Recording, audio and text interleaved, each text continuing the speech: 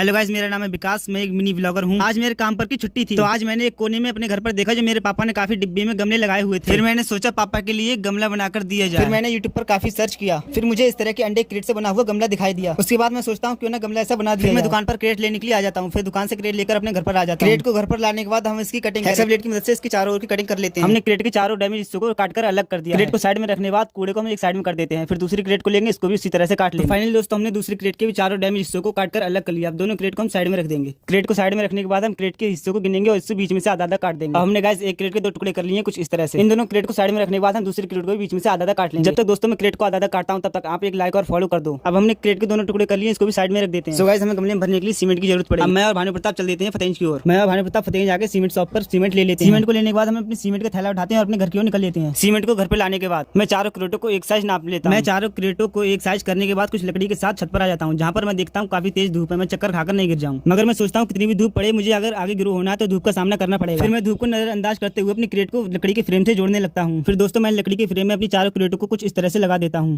चारों क्रेटों को फ्रेम में लगाने के बाद मैं नीचे आकर बजरफुट और सीमेंट को ऊपर लाने लगता हूं। बजरफुट और सीमेंट को ऊपर लाने के बाद इसका हमें मसाला बनाना पड़ेगा। मसाला बनाने के लिए हम बजरफुट को अपनी मैट पर लौट लेते हैं। तो दोस्तों, हमें मसाला 2-3 बार में बनाना पड़ेगा क्योंकि हमारी मैट छोटी थी। मैट छोटी होने के कारण हमारा मसाला इधर उधर नीचे गिर रहा था। अब मैंने बजरफुट में 2-3 कन्नी सीमेंट को डाल लिया। सीमेंट को बजरफुट में डालने के बाद मैं अच्छी तरह से इसको मिक्स कर लेता हूं। मैंने बजरफुट और सीमेंट को काफी अच्छी तरह से मिक्स कर दिया। अब इसको गड्ढा बनाएंगे बीच में, जिसमें हमें पानी डालना है। सीमेंट और बजरफुट के मिक्सर में मैं पानी को डाल देता हूँ। पानी को डालने के बाद हम इसको अच्छी तरह से फूलने देंगे। फूलने के बाद हम इसकी मिलावट कर लेंगे। तो दोस्तों, काफी देर मेहनत करने के बाद हमारा मसाला बनकर रेडी हो चुका है। अब इस मसाले को क्रेट में भरने की देरी है। इस मसाले को क्रेट में हम कुछ इस तरह से भर लेंगे। हमें मसाले को क्रेट में अच्छी तरह से भरना होगा ताकि हमारे क्रेट की एक भी सन खाली नहीं रह जाए, ताकि हमारा गमला बेकार ना लगे। कुछ इसी तरह से हम चारों क्रेटों में मसाला भरकर रेडी कर लेंगे। फाइनली दोस्तों, हमने अपनी चारों क्रेटों में मसाले को अच्छी तरह से भर दिया है। अब हमें दोस्तों चारों क्रेटों को 24 घंटे के लिए सूखने के लिए छोड़ना पड़ेगा। इन 4 पार्टों को नेक्स्ट वीडियो में हम जोड़ के देखेंगे। अगर गाइस आप लोगों को वीडियो अच्छी लगी हो तो कमेंट में फॉलो करके लिखो पार्ट 2।